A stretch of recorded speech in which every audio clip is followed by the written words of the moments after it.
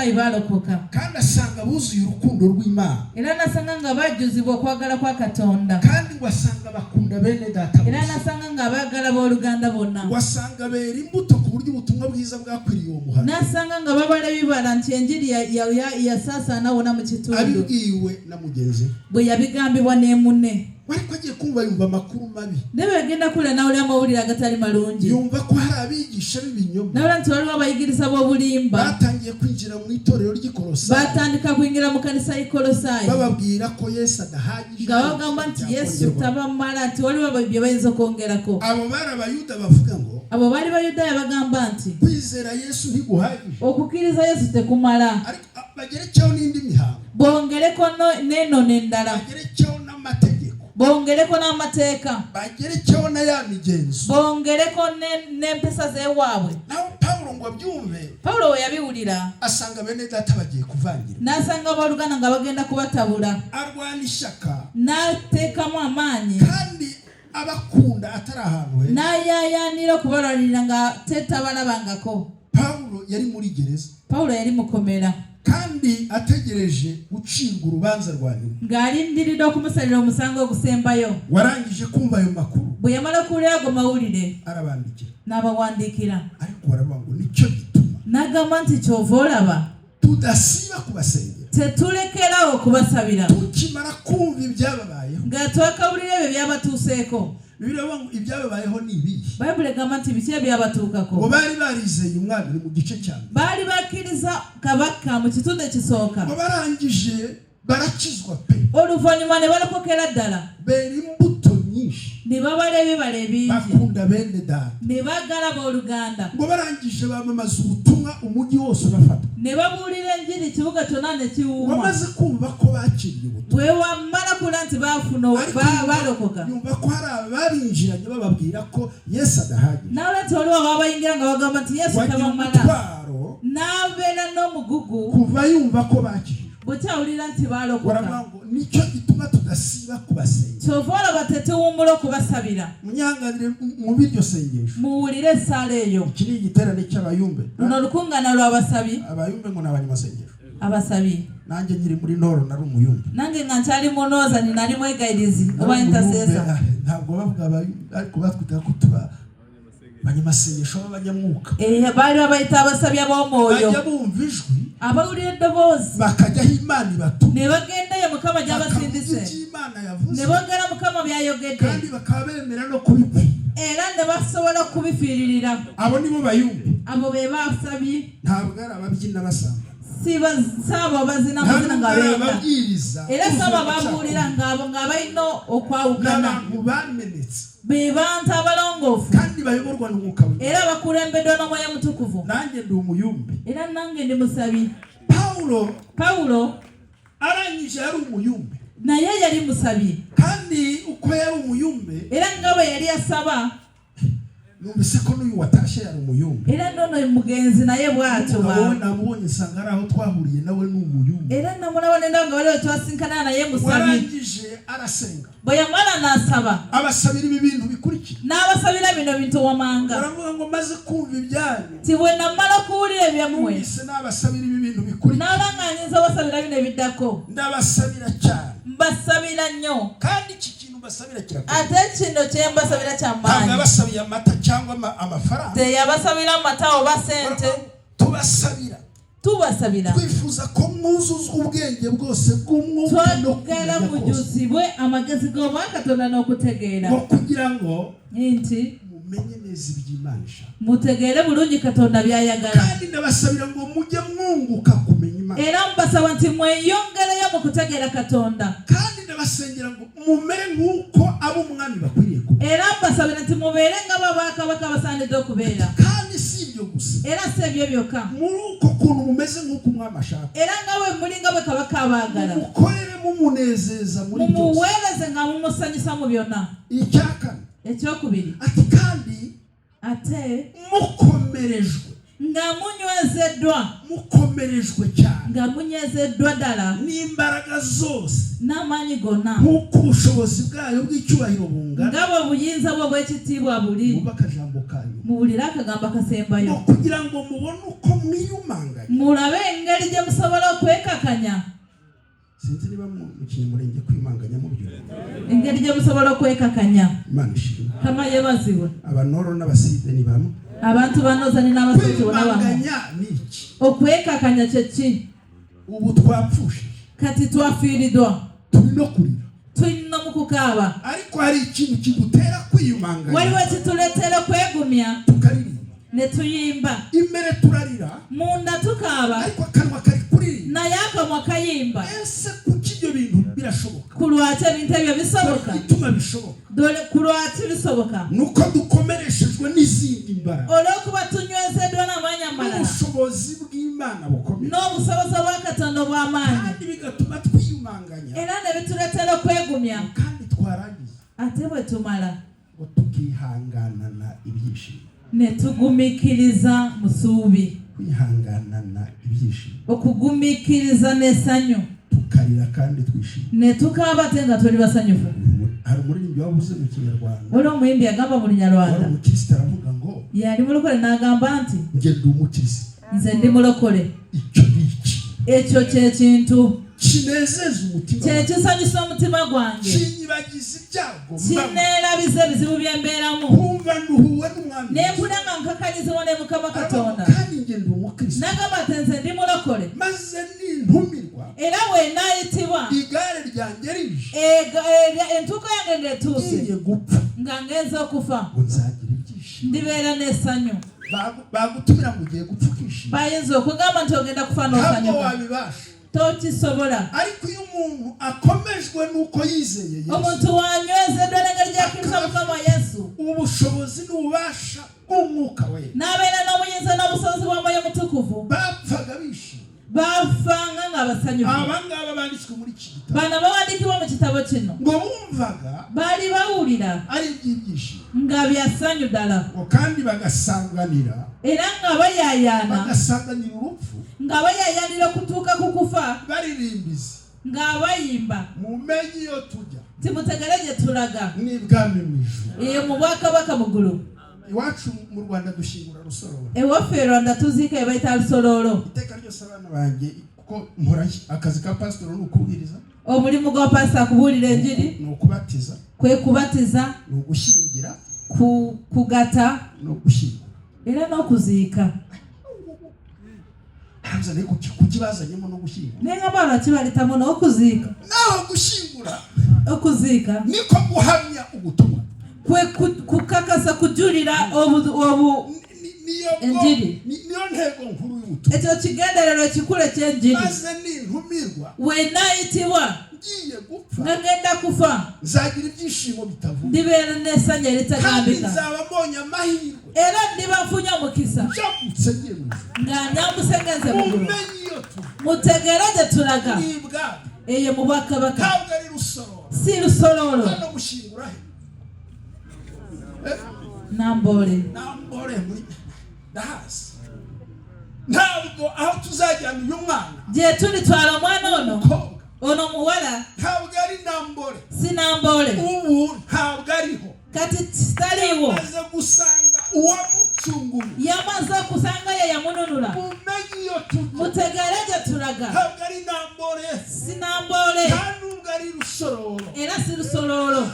n'ibwami yeyo mu bwakabaka kandi nitwumva za mpamvu era we tuliwulira eŋŋombe uyu Paul avuga iyi ndirimbo umuhimbyi yaririmbye Pawulo ng'ayogera luyimbi lw'omuyimbi bari bamaze kumukatira baali bamaze okumusalira ari muri gereza ng'ali mukomera baramubwira bati rwagutsinze kandi uzapfa ne bagamba omusango atazira gumusinzogenda kufa icyaha azira guhamya kwa Kristo nga talina ekibi wabula okujulira Kristo kandi akatiwe n'umwami Nero Kayisari ate Nero Kayisari nga yamusalira omusango ogwo afata ikaramu yandikira nakwata ekalamu n'awandiikira abwira bariya bantu b'Abafilipi n'agamba abantu abo ab'Efilipi arabwira ati mbeze murunga bangabo n'agamba ndi mu masanganzira umwami yambwiye ko igihe cyanjye cyo gutaha kigeze kabaka yaŋŋamba nti obudde bwange bw'okuva atari omunsi ku butuuse bwanyu numva nagumaha naye kulomwe mpula nzakusigala nuzuza kuri ngobewo byanzijusa kuba ariko kubwanjye ndumva nagenda naye kulwange mpulira ntuse ngende ibyiringiro ko atari namboraja nawe wesubi nti sinambole jagenda aravuga ngo jewe Paulo nagamba inze Paulo kubaho ni Kristo okuberaho ye Kristo ariko no gupfa ate n'okufa ni nyungu gaba magoba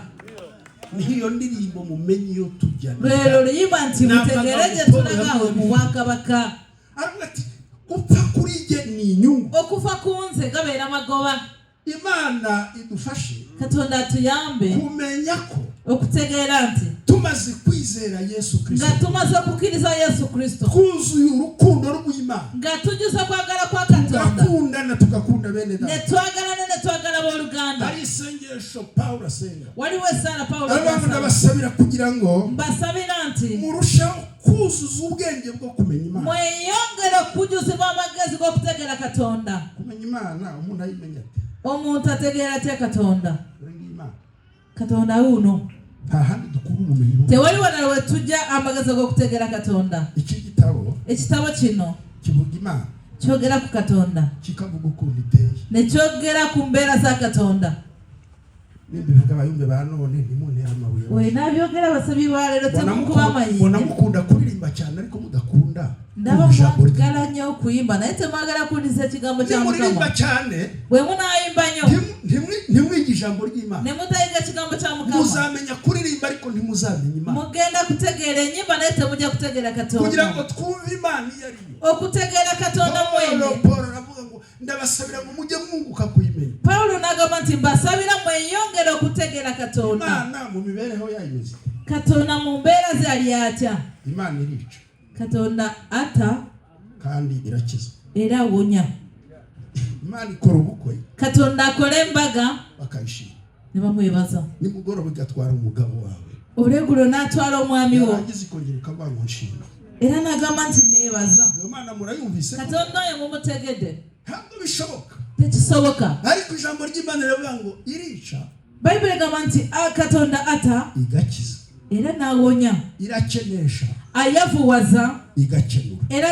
n'agagawaza iguha ubutunzi akuwa ubugagga mu gitondo bakabunyaga ugasigara ku makya ne bawunyaga n'osigala nga ariko talina wamenye ko ari ibutanga wategera nti yagaba obugagga kandi kabutwara era n'abweddiza ukamenya ko ari ikora ubukwe n'otegera nti yakola embaga bigatwara uwo yaguhaye enkya n'atwala ye bwe yakuwa wamenye Imana yaravuze yategera Katonda agamba uzi ko ushobora byose kimanyi nti oyinza byonna kandi nta warogoye imigambi tewalenza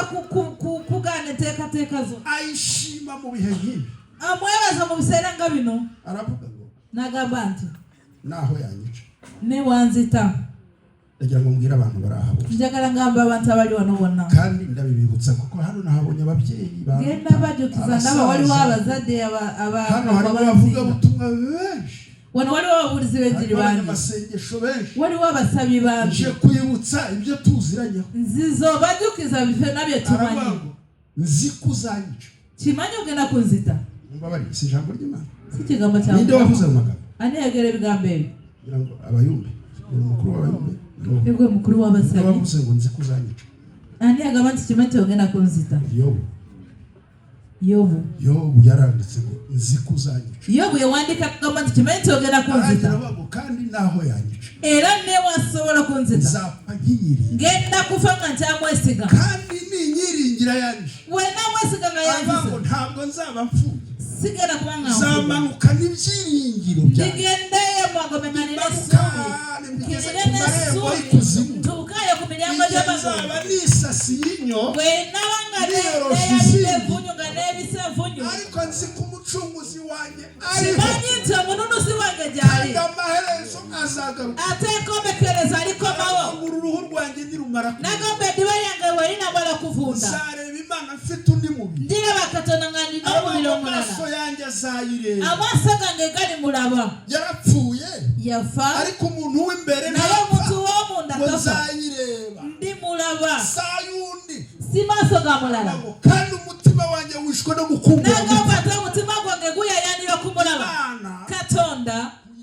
okumutegeera bituma umenya kuhagarara mu bihe byiza bikuleetera kutegeera engeri gy'osobola okuyimira mu biseera ebirungi n'ebibi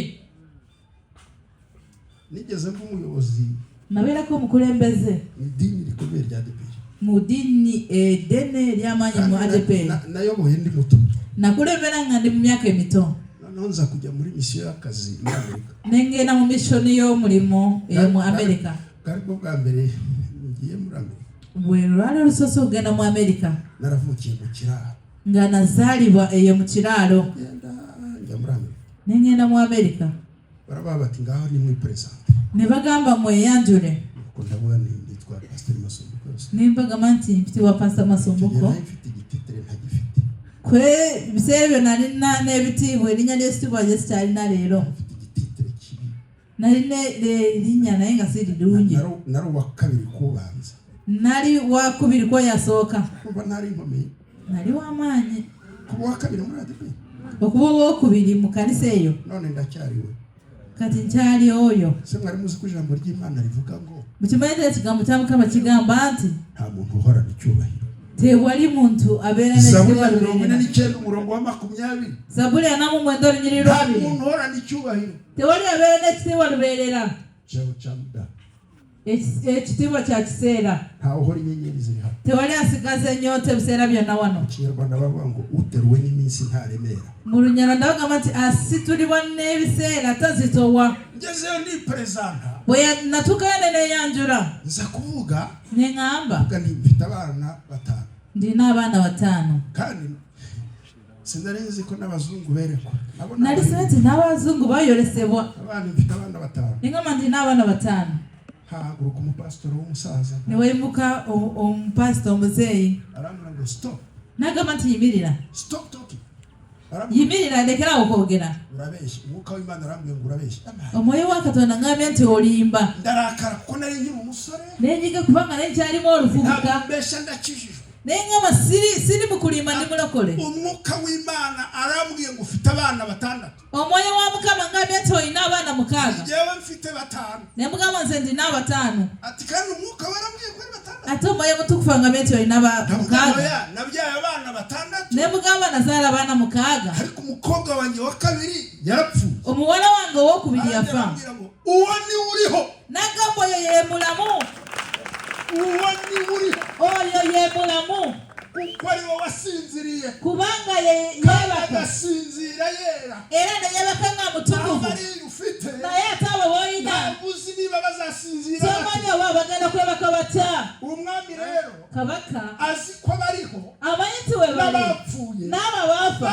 nga webali niyo mpamvu ibyiringiro by'itorero bivuga kyova olaba essubi ly'ekkanisa ligamba nti bizavuga engombe erivuga bizavuga koko engombe erivugira ddala abasinziriye mu gitaka abeebase mu butaka niba bazabanza kuzuka be balisooka okuzuukira natwe bariho duhindurwe era naffe balamu tulikyusibwa mu kaseera katono ng'akokutemya ijwi tuzaryumva nti ddala eddoboozi tuliriwulira duhindurwe tukyusibwe tujye kumusanganira tugende tumusisinkane arambabarira madame wa Huri mukyala Huri agenda kunsonyiwa Huri twaramenye Huri twali twemanyi aho nziye muri iki gihugu usanga afite itorero bwe nagira mu ggwanga lino nasanga nga alina ekkanisa dufatanye umurimo muri New Life Church ne tukola omulimu gwa Katonda mu New Life Church arankunda ndamukunda aransura nanjagala nemwagala nakyalira sura itorero nange nenkyala ekkanisa ye umunsi olunaku lumu yamwe banyamurenge banyamulenge mmwe musubire kuri gakondo ya kera muddeyo ku nnono z'edda yo kumva uko Imana ivuga okuwulira Katonda bw'ayogera hatarimo amarangamutima nga tewalimu obusaaliranwa yansuye mu ruhengeri yankyalira eyo ruhengeri umushumba w'ururembo rwa ADEPR mu kanisa eyo ye ADEPR ahavuye bwe yavaayo haza umusaza mwene wanyu ne wajjayo omuzeeyi oweewamwe uwo musaza omuzeeyi oyo yari inshuti yanjye ndamutumira yali mukwano gwange nemuyita Rugagaza yali bali bamuyita erinnya Rugagaza ndamutumira ava mu misozi ansanga mu ruhengeri Rugagaza namuyita n'ava mu nsozi n'ansanga eyo ntasanze aho Huri niyagiye bwe yansangayo wehuli nga yagenze iya nshuti yawe y'Ubuganda nangamba mukwano gwe w'Ebuganda izagutanga amahirwe yo kubona umwami ali kusooka omukisa gw'okulaba Katonda wowe Masumbuko naye ate gwe Masumbuko uzosazira mu itorero sha olikadiyira mu kanisa kandi nutaba amaso maso ate wotabere bulindala ibiri mwitorero bishobora kuzakubuza kubona umwana ebuli mukanisa bizo kulemesa kulaba kabaka Imana izuzabanza Katonda amanyi alisoga amanyi no yalisembayo icyama ngo Imana iguhe kumenya Imana singa Katonda nakuwa kumutegeera Imana izuzabanza Katonda amanyi yalisoka kandi izuzaheruka era amanyi no yalisembayo ko Bibiliya iravuga ngo Bayibuli egamba niwe alfa ye ntandikwa kandi niwe omega era ye nkombekereza amenya ibizabanza ategeera bilisooka kandi amenya ibizaheruka era n'ategeera n'ebirisembayo Imana imenya ibiheruka Katonda ategeera ebirisembayo nga tebinaba kubeerawo kera edda ntabwo ndi wa kera cyane siri wa weda nnyo kwabwira isengesho Pawulo yasengeye itorero njagala kubagamba esaala eno Pawulo gy'asabira ekkanisa abasabira ubutitsa ngo murusheho kunguka kumenya Imana basabira obutawumula nti mweyongere mu kutegeera Katonda kumenya Imana tutuye ibyanditswe tetuyinza kutegeera Katonda nga tetuwulira byawandiikibwa hano niho kamere mbere y'Imana iba wano we wali omutima gwa Katonda yaba abantu baririmbaga ijambo ry'Imana singa abantu bandi bayimba ekigambo kya Mukama ntabwo abantu barindagiye abantu tebandisiruwadde barindagizwe n'ubuhanuzi bw'ibinyoma basirubazibwe n'obunebe bw'obulimba nsigaye numva Imana y'iki gihe ivuga ngo mpulira Katonda w'ebiseera bino agamba nti ikujyanye i Buraya akututa e Bulaaya ukuri kw'Imana ntabwo itajyana i Buraya amazima ga Katonda teyalugwa atasobola kutwala e Bulaaya ijyana y'abarozi bakimukana ibiheko atwalayo abalogo ne bagenda n'amalogo gaabwe ijyana y'abasambanyi bakajya gusambanira atwalayo abenzi ne batwalayo bwenzi bwabwe ariko iyi Bibiliya naye ate eno Bayibuli iravuga ngo egamba nti abantu bose irabazi n'abantu ba abantu bona Katonda bamanyi babe iki gitabo kiravuga ngo cyakora bamwizeye ti naye abo bamukiriza bakizera izina rya ne Yesu bakkiriza erinnya lya Yesu abo si abantu b'Imana abo si bantu ba ahubwo Katonda bahawe ubushobozi bwo kuba babula baweebwa obuyinza bw'okubeera abaana ba Katonda ntibazarimuka iteka abo tebalizikirira lubeerera kuko yabakuye mu mwijima ikabajyana mu bwami kubanga yabajja mu kizikiza n'abatwala mu bwakabaka bw'ekitangaala Katonda kunguka kw'imbere atuwa okweyongera okumutegeera narababaye nalumizibwa kuko huri yaratashye sinamuherekeza nari huli yava mu mubiri guno saafuna akadako okumuwerekera nali mulwadde ndwaye umugongo nali mulwadde w'omugongo kandi nyuma yaho mbura n'itike yo kuza era n'oluvannyuma ne transport gyeno nembula none nongeye kubona madamu we nje guherekeza n'uwo ntazi ndabya mukyala we nga nze okusiibula gwoyo gwe simanyi naye Katonda mulungi Lugagazo yarambwiye ngo Lugagazo yayaŋŋamba yewe sha nti gwe kandi ndabizi ko mumukurikira kuri social media kimanyi nti mumugobera ku social media umva n'irindi riraje niko kibula n'ekirala kize kankugambe yewe sha nti ye gwe irindi riraje sha n'ekirala kize yari umugabo se w'ibiro bingahe yali musajja ng'ali awo bami nga si munene ariko agatunga ijambo ry'Imana naye ng'alina ekigambo kya Mukama arambwira ngo n'aŋŋamba uri ku ishuri toli ku ssomero ati rero kaakati ngiye gutaha ugenda kuddayo niba uzaba uri muri Amerika uzaze kunshimira sha oba oli onaabeera mu Amerika ojo nziike nubwo waba uri muri Amerika bwe banakugamba nti nafudde okomewo ojo nziike ati kandi baze kuguha ijambo ate bakuwe n'okwogera ku lunaku lwange njyewe ndi uwo muri Nord nze ndiweyo munoozi ntabwo nzi iby'imirara y'iwanyu simanyi